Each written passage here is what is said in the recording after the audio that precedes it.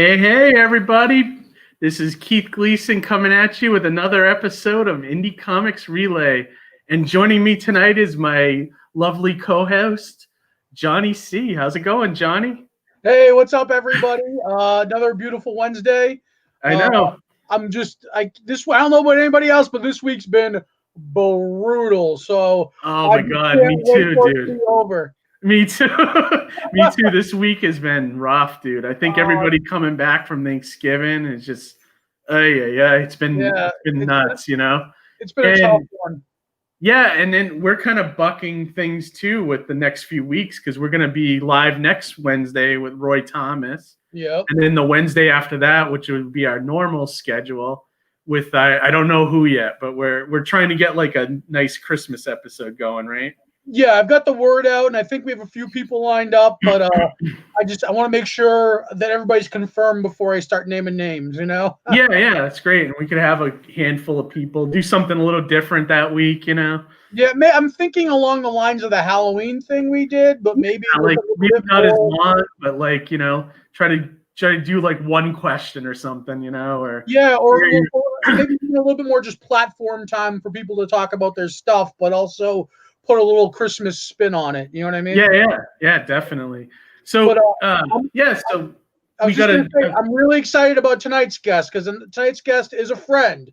Yes. Whether it's a small convention in Lewiston, Maine, or on the floor of San Diego Comic-Con, I've seen this fellow, and he's one of those creators that's I like to call him a considerate creator in the sense that if you see him in circles and if you're friendly with him, he's the type of guy that will come to your booth, will come say hi, will check in with you.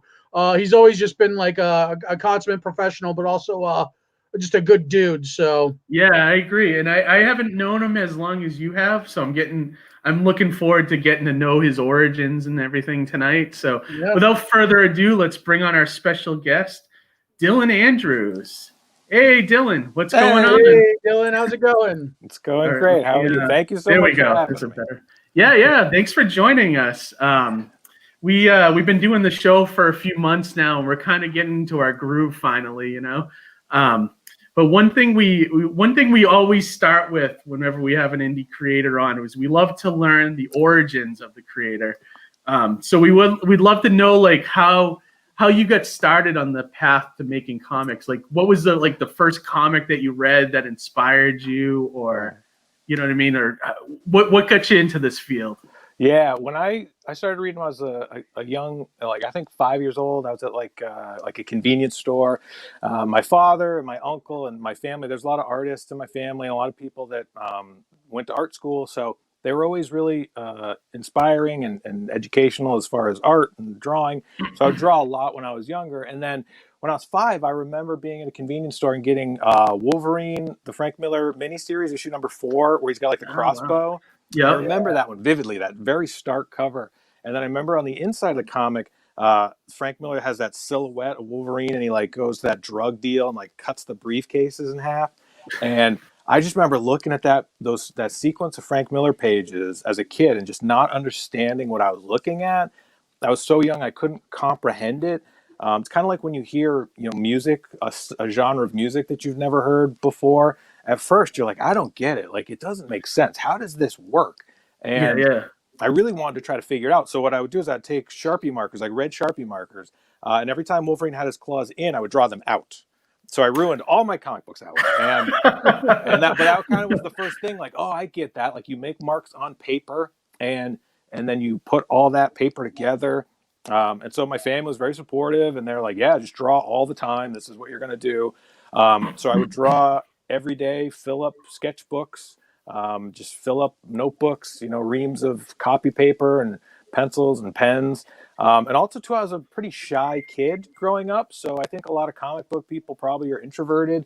So I would often spend a lot of time just by myself drawing and reading. It was a great way to kind of be beyond reality and to a fantasy world. But I loved the hero's journey. I loved that idea of being heroic and being brave, and I really connected with all that as a young kid who was kind of shy and quiet. So that's been how I started. And then like most, creative people, I drew a lot in school, and people kind of recognize that. So I got opportunities to do like Maine College of Art and Haystack Art Immersion Camp.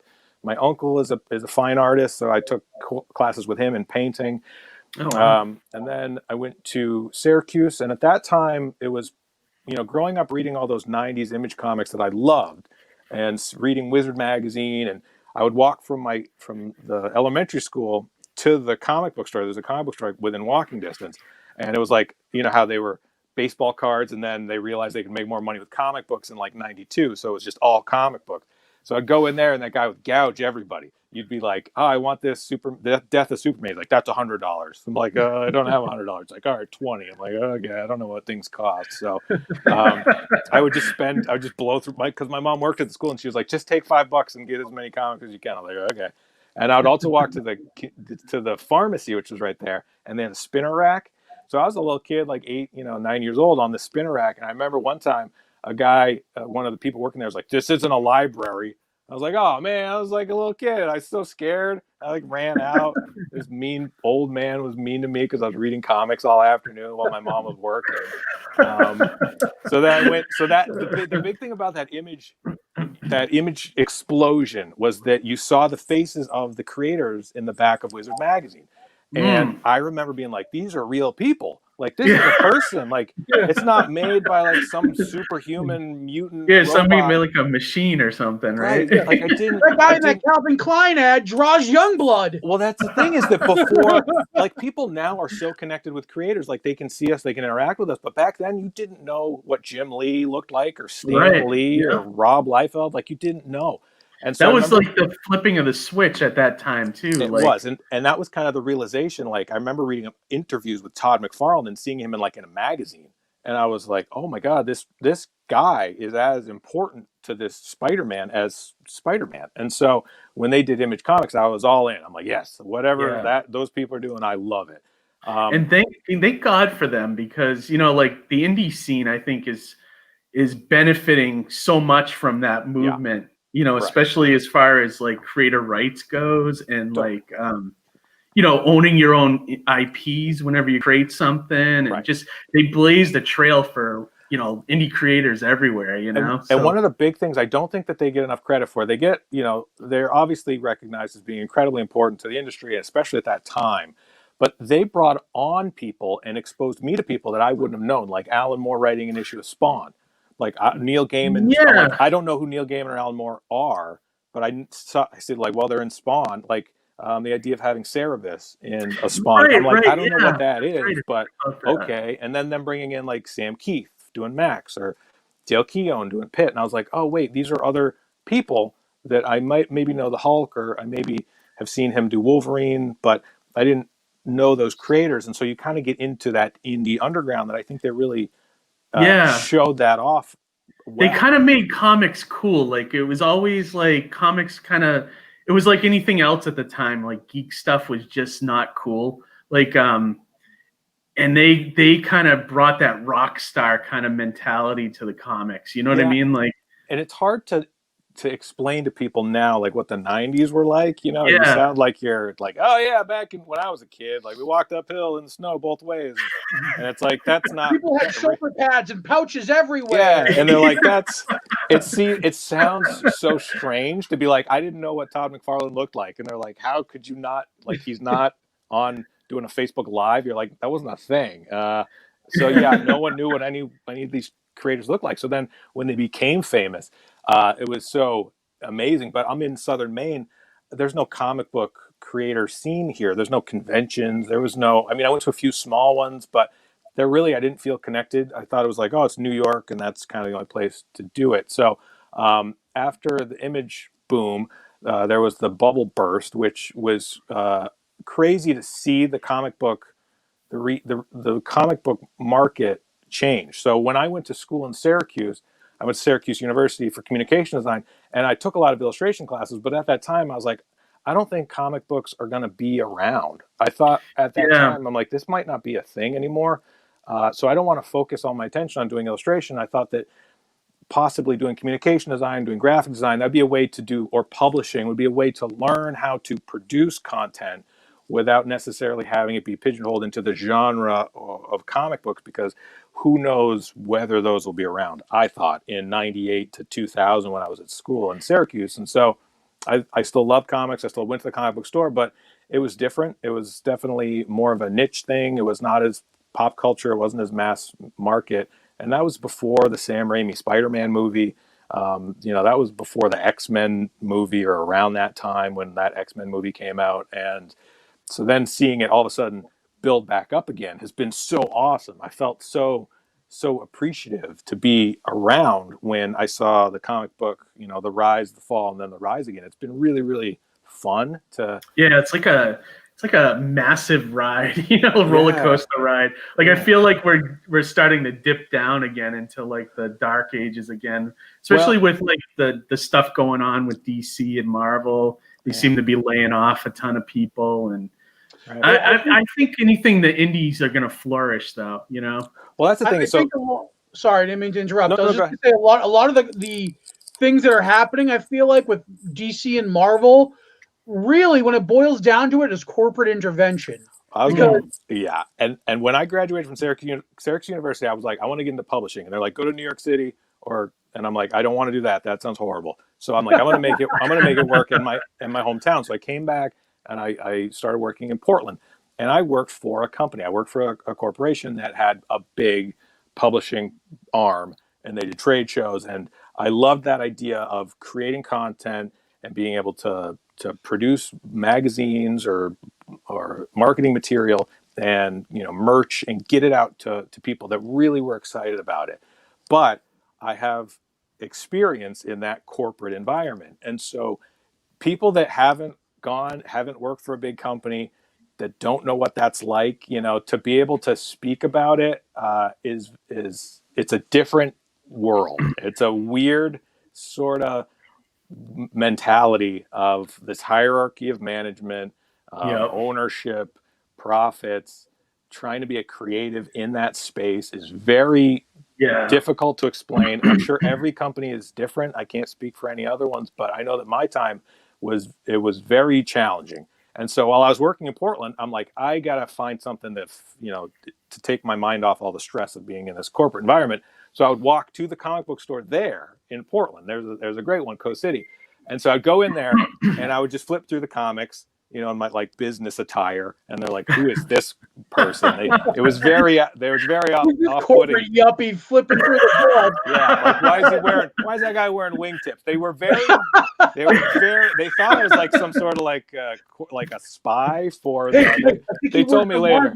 They're like, oh, he's one of the diamond reps. You see enough our displays any good or something. I'm like, no, I was just bored and sad. So I just spent all that time flipping through comics. But what happened was I would go up to the counter and I was like, hey, this comic book's signed. Like somebody signed it. And they're like, yeah, no, there's creators that live in Portland that make comic books. I'm like, that's crazy. What are you talking about? Like that people here can make comic books? I thought this was, a New York or an LA thing. It's still, at that time, I didn't really think that you could, be from Portland, Maine and make content and get it out to the world. And I'm like, that's so, naive now to realize. But so then my goal from that point on was to make a comic book and put it in that store. And I would do ash cans and I'd just sneak them in and stick them on the rack. So then I'd come back in and see if anybody... You wouldn't even ask them? No, Did you not even ask them? Did you just stick it on there? No. I was too embarrassed. I was too embarrassed to be like, they're just little ash cans. It's like a 8.5 by 11 folded in half. I photocopied. That's awesome. That's like guerrilla marketing 101. That's so fucking punk rock, Dylan. I love it. Well, that's the thing is at the time I was in a punk band. So I was singing and playing guitar in punk bands all over Portland. And so we would do that. We would just make flyers and put them up. Like, we're not asking anybody. So we'd make flyers. What was the name of the band? Grendel's Army. You can look it up on YouTube. Oh, nice. Yeah. So was it based off the Matt Wagner comic? It was. So I love Grendel. Yeah. So, and I had a dog. I named him Grendel after that Matt Wagner comic because I love Matt Wagner's Grendel. And people, they're like, Brindle? I'm like, no, Grendel. So we'd take stickers and we'd sticker all over stuff and we'd tag things and, just be deviants. But we'd play punk shows. And so the idea was like, I'm just going to make these ash cans and stick them in this comic book store. And then like if someone takes them, I'll be like, oh, that'd be so crazy if someone like took one of my ash cans and they like found me on MySpace, or whatever. Yeah. I know. So that was fun. And then I just realized I started meeting up with other creators, and I saw that there were conventions, and I realized that, oh no, I love drawing. I love publishing. I have stories I want to tell. And really at that time I was listening to a lot of podcasts about doing Kickstarter. So like Tyler James, who's doing his comic launch podcast. So I was sitting at my corporate office desk, just listening to like hours and hours of instructional podcasts about drawing and marketing and design and illustration and comic book artist interviews and convention interviews. And I'm just like, why am I sitting in this desk? I got to get out and do these things. I feel like I was running out of time. So that's why my output of work has been so. I do a lot of stuff. I make a lot of stuff. I think that if anybody sees my work, I want them to appreciate the fact that the stuff I'm creating, I'm passionate about. I love making content. I love making comic books, and I want to make a lot of awesome stuff. And that's really been my goal. And I started, and I have made comic books. I've made my own. I've just done an artist edition, which I'll show. And right now, this year, 2020 has been strange. It's been a challenge for sure. But I've tried to be really, really productive, and I've tried to really draw every day, all day. And yeah, you were talking about, the pandemic and how it's affected the industry, but I mean, I don't really feel very connected to that bigger industry. I feel like you were saying, like being an independent creator, like, I'm independent. Like I have people that like my work and support my work, and that's who I'm making stuff for. And I'm very, very appreciative and very happy that people like what I'm doing. So I was just going to say that, given that a lot of your inspiration, you said, came from the Image era and earlier than that, given somebody who's read your work and have read Archive, that work is very much a reflection of your, the inspiration you took from that and your passion for that era of comics. It shines through significantly. Thank you. And I think really one of the things I've tried to get through to people, or try to have people understand, is that I love that era. I love comic books. I love indie work. And the thing about it is I'm critical of my own stuff, and I'm always trying to improve as a storyteller, as an artist, as a creator. But the thing about comics is I always feel like there's no good or bad. There's really just what you connect with. And so there's some, like there's Alex Ross paintings, and then there's Eric Larson, Savage Dragon, and that's all incredible. I love all of it, but it's a very wide spectrum of what is possible in this medium. And that's really what I feel. Anyone can create work like this. There's nothing stopping you from getting paper, folding it in half, and just drawing. And you might create. There was this.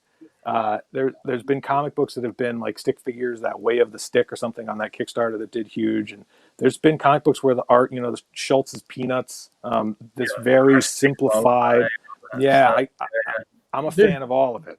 There's the fumettis, the photo comics from Italy, and all that old school stuff. There's a wide variety of it. And actually, I was just going to say, just to dial it back a little bit to what you were talking about before, and your discovery of comics with the Wolverine book, Frank Miller's run, and looking at it. When you were saying that, it made me actually think back to like basically my first interaction with comics, and then I think it was Claremont's X-Men that I kind of and like being a kid, like all that stuff was so heady, and like even like New Mutants at that time was just so deep and just way above my pay grade as like a experienced individual in this world, that like it was the artwork and it was things like that kind of hooked me. Images of Nightcrawler, steeped in shadow with like big grins and white eyes, but having a devil's tail, but also still supposed to be like a good guy. Like these things definitely piqued my interest, and it was only until I got older and started like understanding it, and all the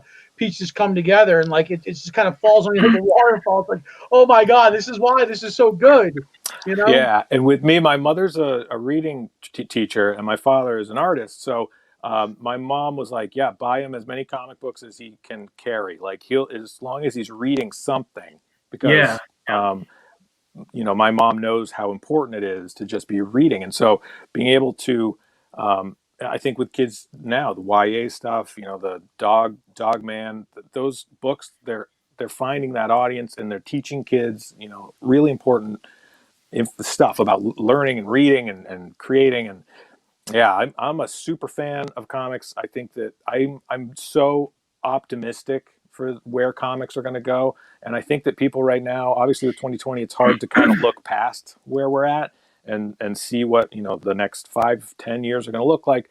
But I remember when they first unveiled the iPad. I was saying to Tracy, my wife, I was like, "That's going to be a game changer," and she's like, "I don't know what you're talking about." I'm like, "Okay, before now, there was the Kindle, which was black and white, and you could read books on it. But this iPad, you're going to read comics on it, and you're going to be able to draw on it." And she was like, "Really? That's going to be a thing?" I'm like, "That's going to be the biggest thing." And I was like, and now even with what I'm doing digitally, like I love drawing on the iPad. I love that feel of it now. It's such a great machine for drawing and reading. It's I think really that's going to be, obviously everyone knows that's where we're going, and yeah, I'm excited for it. Do you have a preference between digital art and like traditional style, or nowadays, or? Well, the thing is, I loved the traditional stuff and still love working traditionally, because growing up reading comics, all those guys were pen and ink guys. And so the stuff I grew up reading, I connect with that. But I realized just how hard that is. It's a very physical activity. And people might not realize that, you guys know, but drawing is a very physical thing. And it's physically difficult, and it's time consuming. And if what, like I was saying previously, I want to create a lot of work. I feel that I do my best work when I progress, and my progress comes from creating, not thinking about it, not studying, but just working on things.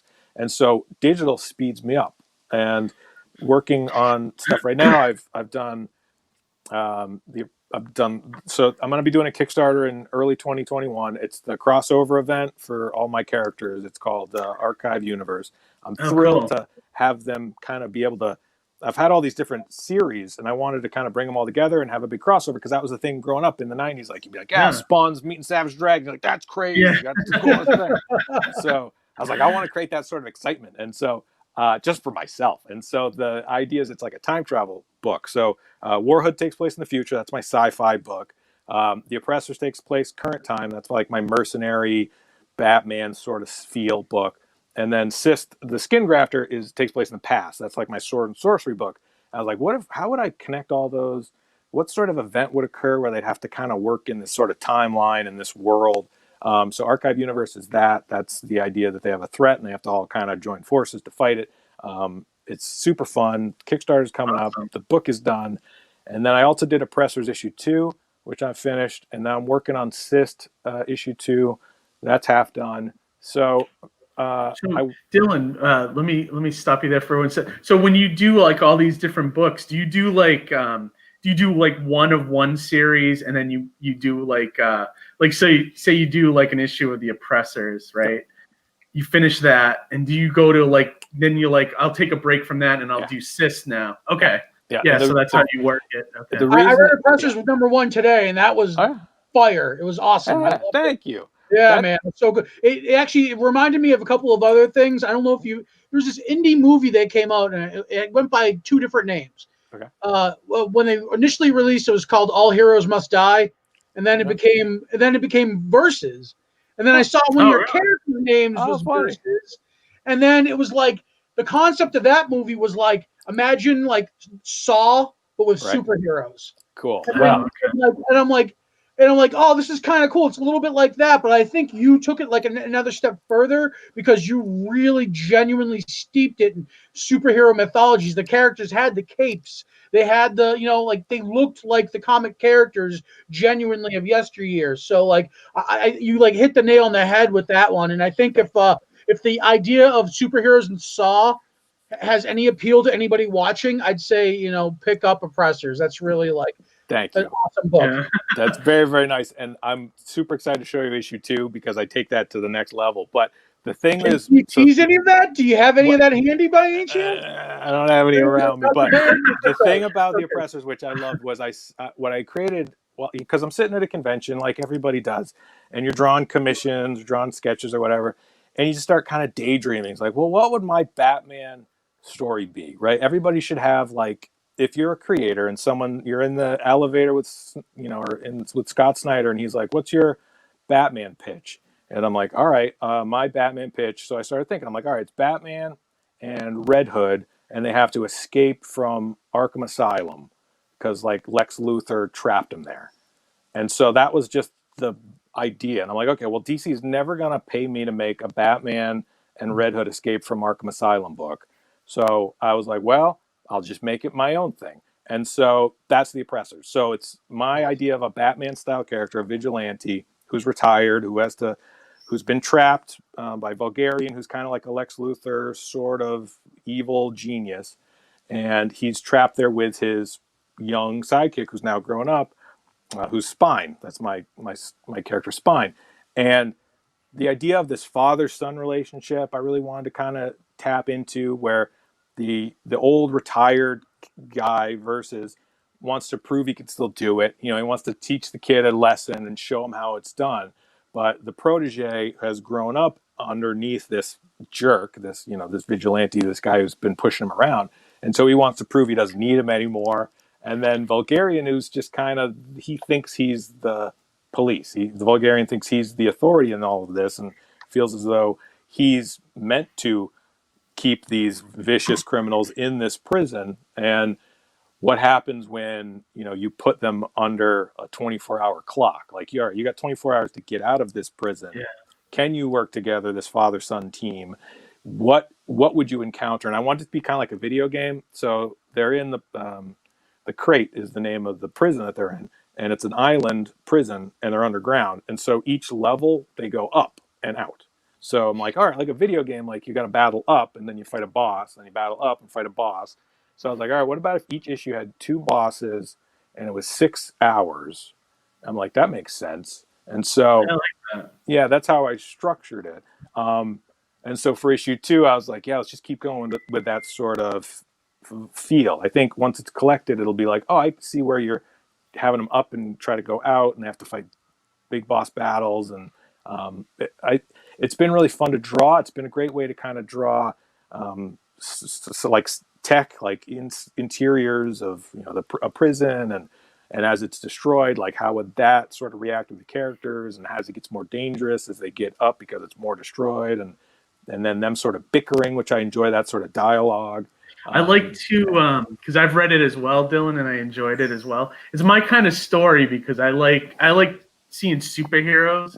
I like seeing action, and I love that it's I call it like a trial by fire. Like, you're just thrown into the story, and you're like, what is going on? But then you start kind of unveiling what's happening little by little. Yeah, and that's what I liked about it a lot. And the thing is, I mean, a little bit at a time. I like that for sure. Yeah, it's a fun way to kind of play with that, because this thing is with comic books, as you guys know, like the panels are like a freeze frame. So every panel is a freeze frame of the action, like someone's taking a photo with a flash. They're snapped in that sort of frozen moment, and the time occurs between the panels in the gutters. And so, like with a punch, like you see them coil back and you see them follow through, and that impact happens in that gutter in between the panels. And so I was like, how can I kind of play with time in this? How would you move these characters through this environment in this amount of time? So I really enjoy that. And also, I love Savage Dragon. I love Eric Larson's Savage Dragon. And I feel as though with that book, Eric was like, I'm just going to have these characters go through these horrible things and have to really overcome terrible situations. But since these are my characters, I can do whatever I want. They could die, they could live, they could betray each other, they could team up. Like, there's really nothing set in stone, because the thing is with corporate comics, with like Batman, it's always act 2, right? The origin, Batman's parents were shot. There's never going to be a finale. They're never going to end it. It's never going to be the end. There's no more Batman comics. It's always going to be that middle act. And so how the thing is, whether good things or bad things happen to them, they're always going to reset to that middle act. And with me, I don't have that constraint. And I think with a lot of those Image guys, Eric Larson, Savage Dragon, anything can happen, and you don't know what's going to happen when you flip that page, and the reveal could be that he's dead, and that's the story. Yeah. I think and with Eric Larson, he manipulates time also because his characters age in real time, and that idea that it's like, oh, they have to deal with current events. Like, I think that's fascinating, and That's so cool. Yeah, I like that too. yeah, so I think there's a lot of power in that. I think there's a lot of, and like we were saying with comic books, they can be anything. And so the creativity is really in the where can I take this? And I love that. So one more thing I want to mention. Keith, can you scroll down just a little bit on that page? Just a tiny smidge. Yeah. No, go back to the other page. It was cut off right there. Written, drawn, created by Dylan Andrews. Yeah. I always have to commend individuals who do it all because that's a lot of work. Just to be a writer alone is a lot of work, and then you have to actually illustrate the project itself. Yeah, so what's good about it is you all save a lot of money. Well, let me tell you, and that's the thing about being an independent creator and being a self-publisher is that I initially was like, well, maybe I'll get somebody else to write something, and I was like, well, maybe I'll get somebody else to draw stuff. And I was like, well, I could hire a letterer or a colorist. And I'm like, well, then at that point, why don't I just buy a comic book? If I'm not doing any of it, then what am I making at that point? And so I might as well just go buy comics. Like, if I'm going to make a comic, I want to try to get good at all the parts of it because I'm fascinated by all the parts of it. And so that was really the idea behind it. And then also with that, did you ever read Kari Andrews' Renato Jones, the 1%? He did for Image a book called Renato Jones, Kari Andrews, and he does that in the insides, like written, drawn, owned by Kari Andrews. And so I messaged him like, "Hey, I'm an Andrews. Like, you're like a really." Like, I haven't read that, but I have read his Iron Fist stuff. Yeah, same. That was incredible. And like he does everything. And so he did Iron Fist. He wrote it and drew it.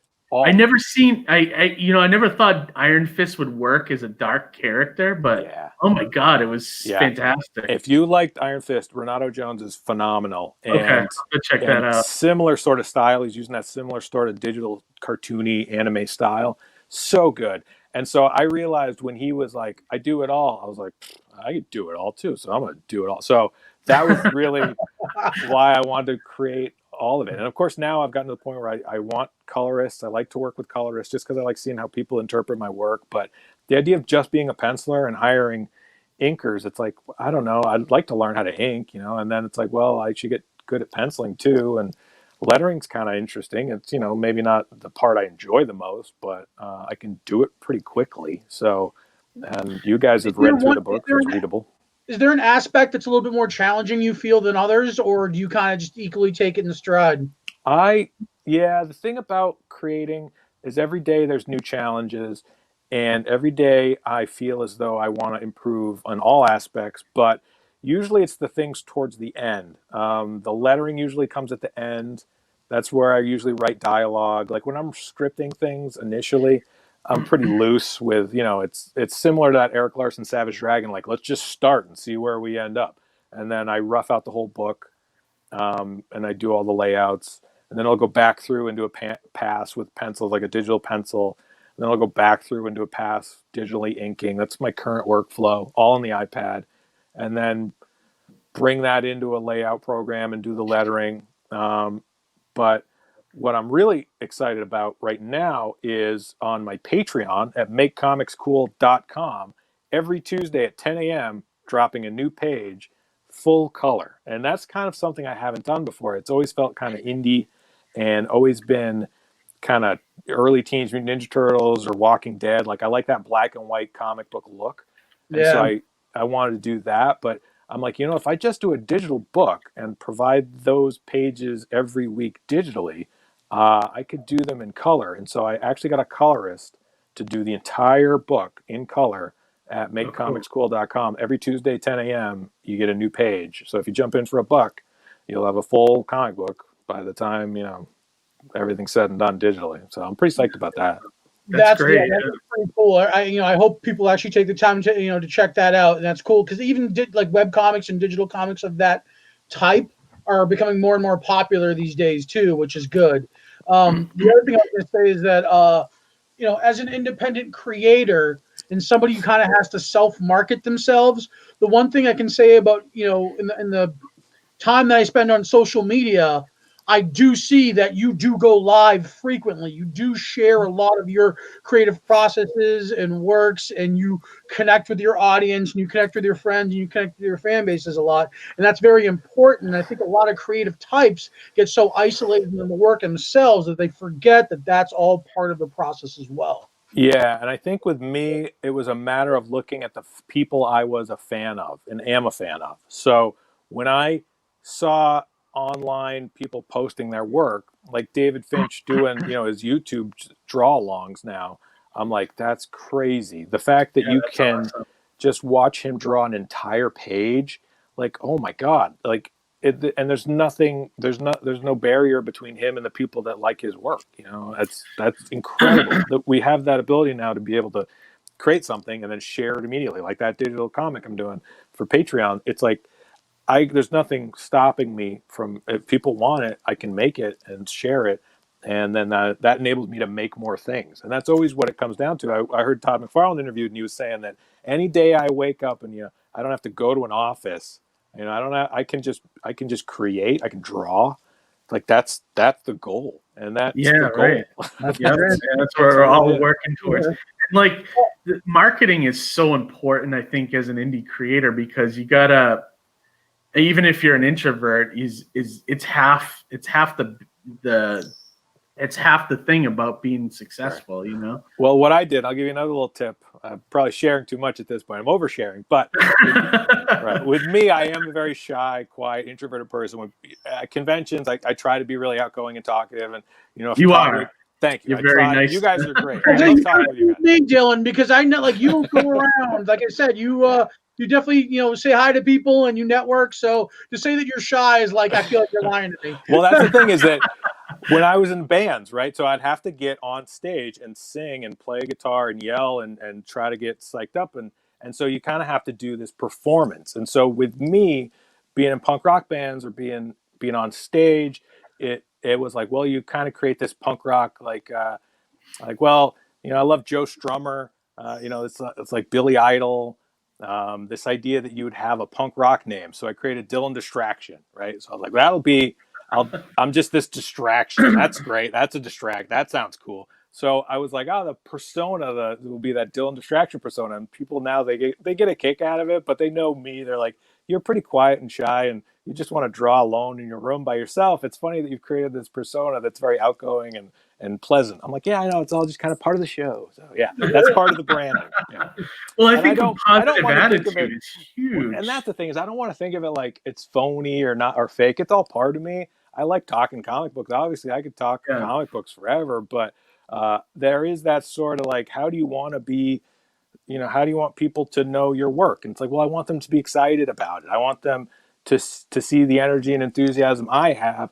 And so you have to be energetic and enthusiastic about it. If I came on and I was like, oh, everything's so hard and it's so rough and it's so brutal. It's true. It's true. I used to just sit, like when I first started doing conventions, because I got an introverted personality as well. But I used to just sit there and kind of wait for people to come over. Right. And I'm not like a car salesman type either. Right. So like nowadays, the way I do conventions is like I'm standing up, I'm waiting for people to come over, and then we just talk about anything. And then, I find that the best selling is just talking to somebody and not even really worrying about if you're going to sell a book or not. Right. Just enjoy the person. And I find that 9 out of 10 times they'll just buy your book because they like you. You know what I mean? And I learned that by going to cons and hanging out with other creators in Portland. I shared a studio with Ben Bishop and Joe Schmalke, and you'd been doing it for longer than me. And then just seeing how, if you're excited and you're upbeat and you're, if people will respond to that, because it's true. Like, I am genuinely excited about the work I'm producing. And if people come over and they're like, what's this about? I'm like, well, let me tell you about it, because this is all I've been thinking about. Please, someone talk to me about this. I want to tell you what I'm working on. That's great. So that's definitely part of it. It looks like I may have missed a question from the comments here. Big shout out to Patrick Iverson, by the way. Thanks for watching. But he says, what do you feel is a better program to run on an iPad for comic work? Do you use an iPad? I do. I use iPad. I use Procreate for everything. I've used Clip Studio, which I think is awesome. Clip Studio offers a lot of really great tools for creating. But if you're just looking to do comic book work, there's a new program that I've been trying out, which I don't know the name off the top of my head. Is that the Procreate? Procreate's great. Yeah, I use Procreate. That's free. I think it's free, or it's very inexpensive. Definitely use Procreate. That's the kind of the one everybody's really enjoying right now. It has great brush adjustment capabilities. So you can bring in brushes or buy brushes and then adjust them and really get the kind of lines you want. Because that's always the thing with me, where I want my digital to replicate my traditional as much as possible. So you were asking me earlier, like, what do I prefer? I love when you can't tell. And I know that's kind of strange, but I love if you look at my work and you're like, how was this created? I like that sort of, I want to be able to use both things interchangeably, because I love the look and feel of, pen and ink wash and colored pencils and paper.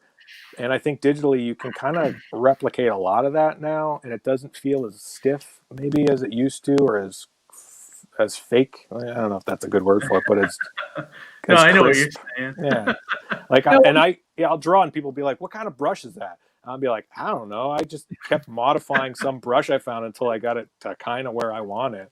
Right. And it's like, I'm sure I'll keep changing it. It's rarely stays static for very long. I'm always trying new tools and buying new equipment. I mean, if you look at my studio, it's just filled with different pens and pencils. Like, I'm like, oh, you got to try these. You got to try that one. It's just, oh yeah, I got so many pens. Yeah. Like, I saw one guy use an eraser like this, so I had to buy a box of them. Like, it's just craziness. Like, I put these little grips on all my pencils because I got huge hands. Yep.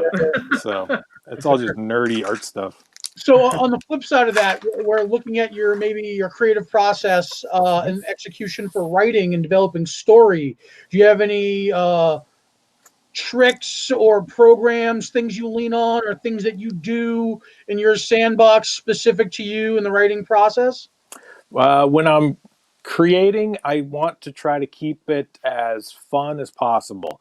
And I've looked at artists' work, and I've talked to professionals, people that are working on stuff. And often if there's a lot of cooks in the kitchen, it's a committee. And that's another thing Kari Andrews has said. He's like, it's hard to create something important or special if there's by committee. And so when I'm writing, I don't like go, oh, I'm just writing now, and then I'm going to flip that switch and just pencil now, and then flip that switch and just ink. It's always kind of happening at the same time, and I think that's that sort of Eric Larson vibe, where I have the characters, I know where I want them to get to, and I'm going to try to put them in really difficult situations and have them try to overcome challenges, build relationships, but then draw stuff that's fun. If I'm not going to skimp out, and if I feel like they need to fight a robot for 4 pages, yeah, they're going to fight a robot for 4 pages. That sounds like it's fun to draw. So when you put the words down, though, I mean, do you do like an outline first? Do you or is everything up in your head and you just kind of like put it down on paper as it goes? What I've done most recently is letter the dialogue on the page. So Marvel method, sort of, where if I have a guy going like, then he's probably like, and so I know how they're, like, I know the situation I put them in. And so I'll write some different dialogue and then come back to it. So I'll sit with it. Like you were saying, like I can jump around from book to book. So I do that a lot too, actually. Yeah. And then I'll come back the next day. Well, I look at it more like whenever because I hire out a lot of artists. Right. What I end up doing is when the issue's done, I'll print it all out and then I'll put it in a binder and I'll read it and I'll go through it and see how it feels like, as it flows, like as a reader, and then I go back and I'll mark it up as certain areas where I need to work on the dialogue a little more, or, you know what I mean? Just change some stuff up. Yeah. So I get that kind of aspect of it. And I think too I don't know, can you see what I'm doing here? Yes, yeah. Let me make you. Yeah, zoom them in if you can. Yeah. So I'll show you just kind of, to speak specifically about it, I just did this for my Patreon patrons. It's Versus Strikes Back. This is the black and white cover. I don't know if I have the color cover over here, but this was a really fun experiment. I did it as a wordless comic. Oh, So, really? yeah. So it's like the GI Joe silent issue. Yeah. So the idea behind that was with this one, how can I tell a story? And there's that, yeah, that guy. I know that guy. And so, how can I tell a story that's fun, that's action, that has this character versus, and how can I put Oh, them I in like it. situations that are challenging? But I wanted to. You ever read Dark Knight Strikes Again, the Frank Miller book? Yeah. Yep. Yeah, yeah, the second one, DK2. And so you look at that, and Lynn Varley did the colors on that, and it looks insane. And so I've heard that the story is that Alex Sinclair, the colorist for Jim Lee, trained Lynn Varley and met with Frank Miller, and they had her do the colors in that book, and he taught her how to use Photoshop. And so the colors in that book look nuts, and I love it. It looks like a fever dream. But they released a version of Dark Knight Strikes Again in black and white, and it's crazy good. It just feels like you get these really thick, chunky lines. Frank Miller did no real sort of work in background. Like the backgrounds are really crazy. It's kind of like a Sin City version of Batman. And so I was like, well, I want to do something like that. And so what I did is versus Strikes Back, which is kind of my play on Strikes Again. And I did it wordless because I didn't want to get bogged down in trying to tell the story in words. I just wanted to tell it visually. So that was for Patreon patrons. I did the color cover and the black and white cover. Those were really well received. But then what I'm doing this next month, this comic book now has captions, it has narration, and it's going to be in full color. And that's the pages that are dropping every Tuesday at 10 a.m. and make comics cool. So you'll get to see this comic book in full color, which looks crazy. The colors Awesome. makes it look nuts. And I'm really excited to have that. So those are available at my Patreon. And so that's how I did that one. But then, so like books like The Oppressors, yeah, this book I did the dialogue, and I wanted it to be these characters had to speak to each other in order to progress the story along, because the story in that is a little bit more complex. And then with Cyst, similar sort of Marvel method where I would do dialogue after laying out all the pages. So I drew it knowing what was going to be happening and where they're going to be going, and then do in dialogue after. And I love it. yeah, that's kind of a fun way to do it. It makes it less rigid for me. It's less strict as far as how I can create, and so I like that sort of freedom. Yeah, no, I like what you're doing. I love the artwork, and I love that you can tell it's so inspired by Image stuff, which I love. Absolutely, it's 100%. Like I'm falling back to the '90s, flipping through the pages for sure. Thank you, and I think that really I want people to have that sort of feeling of nostalgia, but I don't want it to feel old fashioned or outdated. I want it to feel, and I think too with what I'm trying to do with like Warhood and Archive, reading those books, I think people didn't realize that the characters would be as flawed as they are. Like Era Naled, my main character who has the Warhood in that book, he's really not very heroic.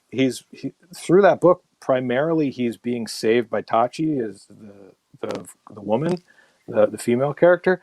And I don't think people really were expecting him to be so helpless, because if you read a lot of those 90s books, it seems like it's a lot of macho, masculine, aggressive Yeah, yeah. violence. I think was really the criticism a lot of that stuff probably got.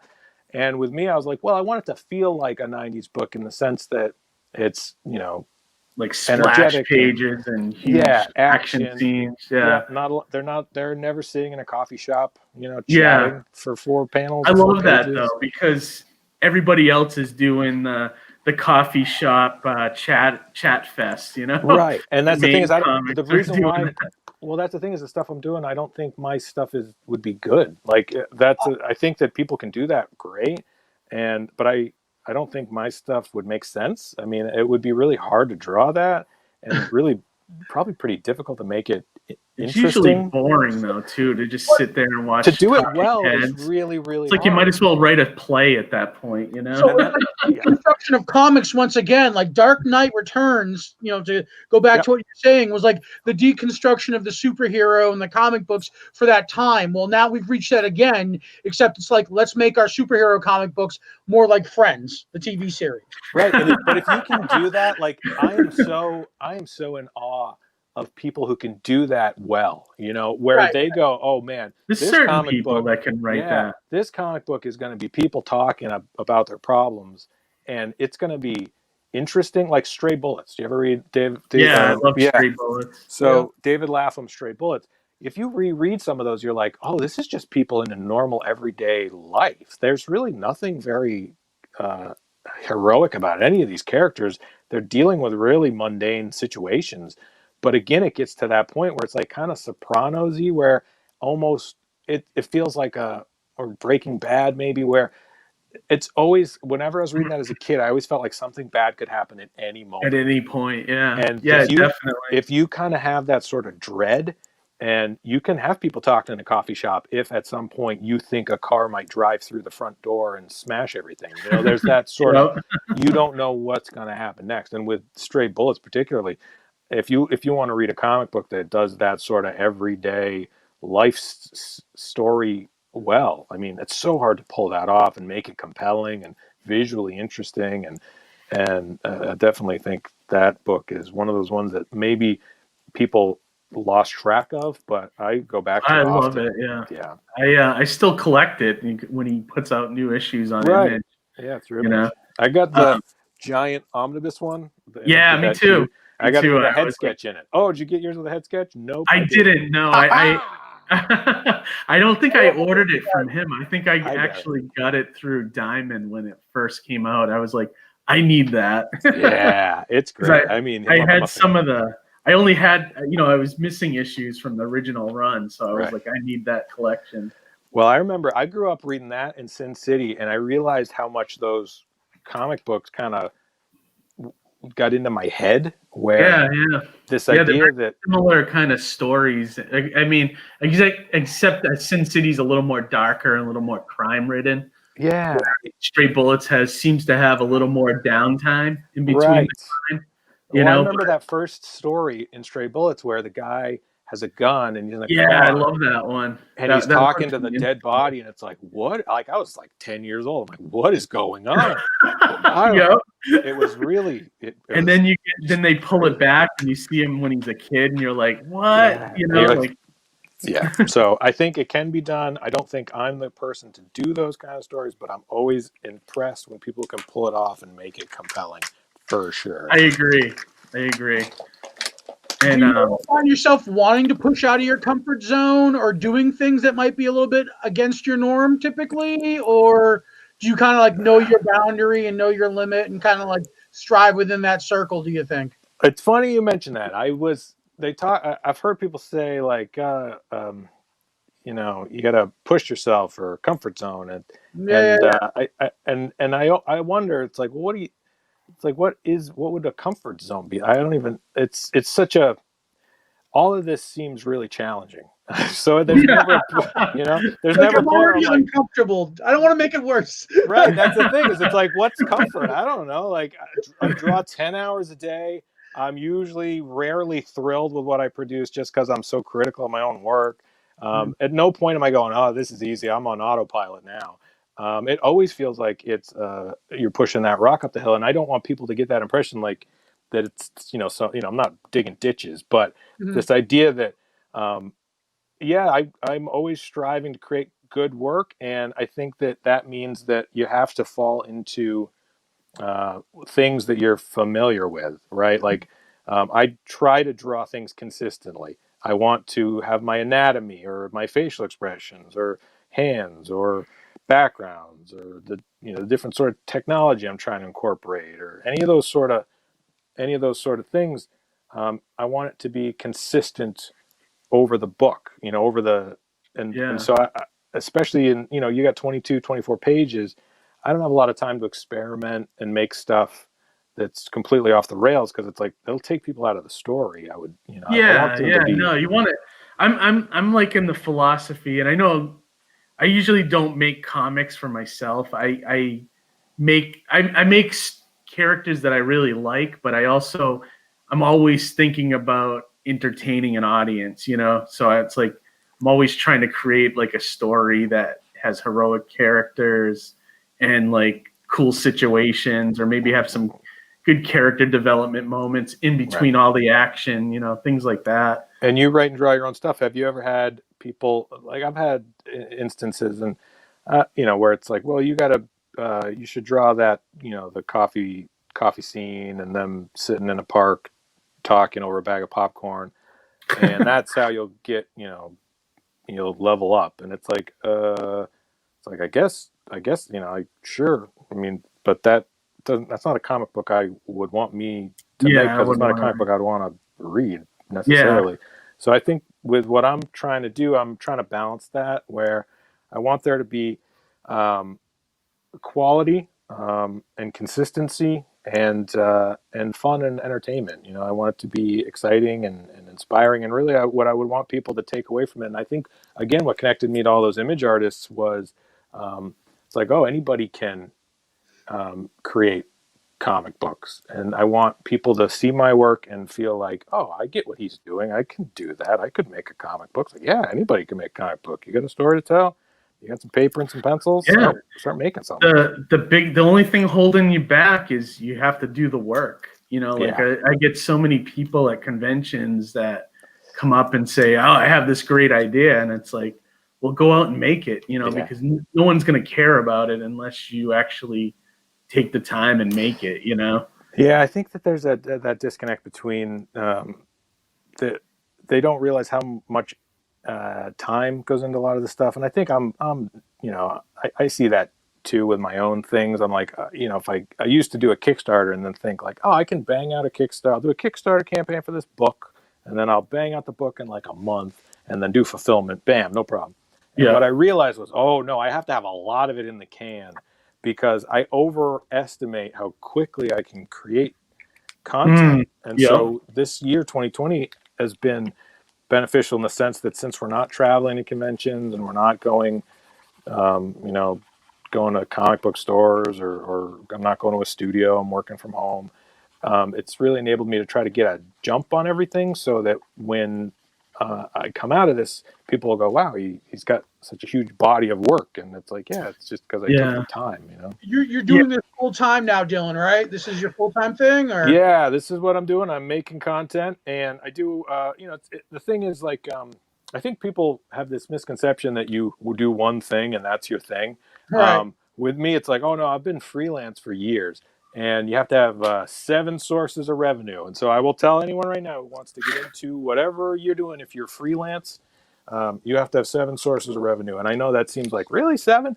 But if you count it up, if you're a carpenter, you got to have. It's always like feast or famine, I've heard, with freelancers, right? Yeah, that's the thing, is I've been doing it for a while now, and so you just kind of have to create your own opportunities. And I do Patreon, I do Kickstarter, I'll do commissions, I do conventions, I do freelance graphic design, I do anything.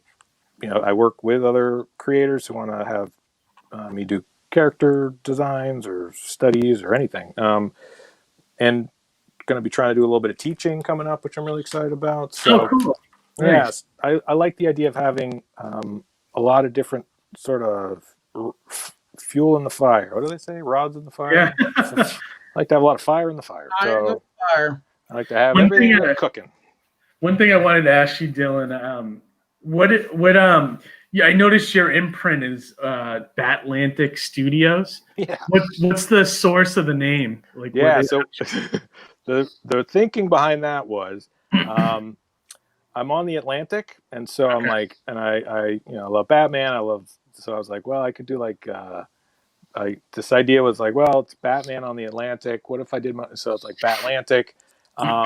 And then the idea behind it was, if I make up a word, then, you hear a lot of people are like, oh, something comics, or so-and-so studios. And it's like, well, that's a thing. Like, someone else could have used that, but if you make up a word, no one's used a word I've made up. So, Yeah, right. so that was another idea behind the marketing. And at first, people were like, "What is that?" I'm like, "Oh, it's just Atlantic, like with with bats. I don't know." So, and the other idea too, and I'll be completely honest with you, I was like, "Well, if Dylan Andrews fails, right? Dylan Andrews Publishing fails, I'll take that personally. But if Batlantic Studios goes under, whatever, I'll just create another studio. It's like Mirage. Like Mirage Studios was a fake thing. It's a mirage." And so Batlantic was like, "Well, if Batlantic's garbage and nobody likes it, it's not like they hated Dylan Andrews Studios, so be less personal." Yeah, that's true. I like that. That's much like my imprint is Reckless Sidekick, and I think I got that just from. I remember just trying to come up with a name, and I was like, "Oh, how am I going to do this?" And I just remember cracking open comics and just going through comics and looking at different like word balloons, and then like I saw the word Reckless Sidekick, and I was like, "That's it." Yeah, that's a good one for sure. I like that a lot. Yeah, and the great thing too about making up words, it's kind of like being in a band where you are stuck with it, and then you're like, "Oh man, why did I call my band Green Day?" Like, oh, but Yeah, then right. people are like, "That's the greatest band name ever," and it's like, really, it was just a stupid joke. Like, I Yeah, don't think people would like it. that's exact. So people don't like it, but my when I started doing like the indie film stuff and like the web series and music videos, production company was called Showy Productions, but it's spelled SCHJOAY, Cool. which doesn't make sense at all and confuses the shit out of everybody. Right. But you could probably get the URL. You're like, "That's a word I made up, Yes, so I can get the 100% URL." Because URL. same thing with Batlantic. It's like, that's not a thing. I mean, unless someone else created this other, this word that means nothing, I think I can get the URL. So Right. Batlantic Studios was available. I'm like, hey, there you go. So That's yeah, great. BatlanticStudios.com, MakeComicsCool.com. If you want to get one of these awesome artist editions, these 11 by 17 artist editions, I'll show you this quick. Yeah. No, there's this. So I noticed on your Patreon you have different levels. Yeah. Is it? Did you want to like kind of talk about that a little bit in case somebody in our audience wants to back you? Yeah, so what I've done is I really wanted to, during this time, since we're not doing conventions, and I wanted to be able to provide content on a monthly schedule. And so the Okay. idea behind it was all the artists I grew up reading were trying to get monthly comic books, like 12 issues a year, which sounds crazy now. Yeah. But at the time, it's like, that's kind of, when the assembly line was really bumping, people were able to produce content, on a pretty consistent schedule. So this idea is like, well, if I have like a subscription, like Patreon, where people pay every month, I can provide them with some really cool stuff if I know there are people that want it. And so the first month that I started really doing this initiative, I did Versus Strikes Back comic. So everybody that signed up for my Patreon that month got that comic. And then I knew I'd have to kind of pace out my stuff. So the next month was t-shirts. Everybody got Warhood t-shirts. And cool. I mean, people are like, that's cool. So I'm like, if merch is more your thing, then that's, people stuck around for that. This month is Ink It Up, the artwork of Dylan Andrews, my 11 by 17 artist edition. That's the front cover, and then that's the back cover. And I'm doing a head sketch inside of one now. I left a Oh, blank. cool. So they get the book and they get a head sketch. Different levels. So if you're at the higher level, you get the commission inside. And the great thing about this artist edition is it looks exactly like my art. So cool. It's very cool, man. Yeah, so you can see all the the pencil lines underneath, and you can see all the gradient I'm using. It's straight scans from my commissions I've done. Awesome. Quite a few pages. Great idea that you kept all that stuff. Yeah, so people got commissions, and I scanned them and made this 11 by 17. That's awesome. Art So book. it's genius too, because you created the artwork for the person who originally purchased it. Plus now you're repurposing it to sell it to other people, which is great idea. Great idea. That's the way man. comic books have been, because every other, people would make a page. They do, Todd McFarlane would draw a page of Spawn, and then he'd done Spider-Man, but he'd sell those pages. He didn't sell any of his Spawn pages. But artists have been selling originals of printed work forever. That's kind of the way you can do it. I mean, that's how this makes sense. I have to be able to repurpose stuff, and it's been great. The response has been really good, and people that own some of the original art in the book are like, "Hey, that's my drawing." I'm like, "Yeah." They're like, "That's awesome."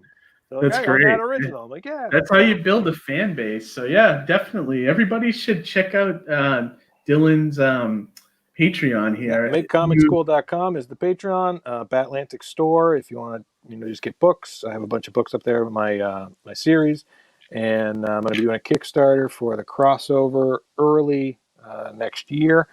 And but the Patreon's really been a lot of fun. That's a great way to be able to provide content pretty consistently. And if you just sign up for $1, you can get a lot of behind the scenes, and you get that Versus Strikes Back full color comic dropping a new page every Tuesday at 10 a.m. So awesome. That's great. And this sketch came out great too. Is this one of your characters? this is Deathstroke, one of the Oh, okay. I can see it characters. now. Yeah, so he's got that. Nice. I'm going to work on it, try to pull out this side a little bit darker, but so I did Deathstroke, and here I do a lot of these faceless characters where they got masks. And then this one I did Grendel Prime. Oh, nice. Wagner's Grendel. Yeah, That's that was so a fun great. one. So I try to do characters like that I enjoy drawing. One of the my most favorite pieces of artwork anyone's ever done for me is the Max that you drew for me at a convention once. Oh yeah, I love seeing you at conventions. You would make me you'd make me coffee, and that was always the highlight of my show. I always enjoy seeing both of you guys. It's always so great to see you. Yeah, I know. And we haven't known each other as long as probably you and Johnny. I think I've known you for maybe about a year now. Yeah. And It's just every time I see you, it's just nice to see you. And But you guys have been in proximity because we've been. You guys were across from each other at New York Comic Con. That's true. That was a crazy show. We talked to you for a little bit, right? At that show, I believe. Yeah, I like doing those shows, and that's the thing when you were like, "Hey, you want to come on?" I was like, "I haven't talked to other creators in a while. It's nice to hear what other people are working on." Yeah, definitely. And be able to connect with people, because that's the thing, is those conventions is really, for me, it's the way to be able to see what other people are doing and what's working and what successes they've had. So is there any things you guys want to talk about what you're working on? I'd love to hear what you guys are working on. I like you. I've been using 2020 to actually launch this YouTube channel, which we've done since like the pandemic started in March. Yeah. And then also I did an Indiegogo for the next 3 issues of Mighty Mascots. So I'm currently working on those right now, trying to get those out.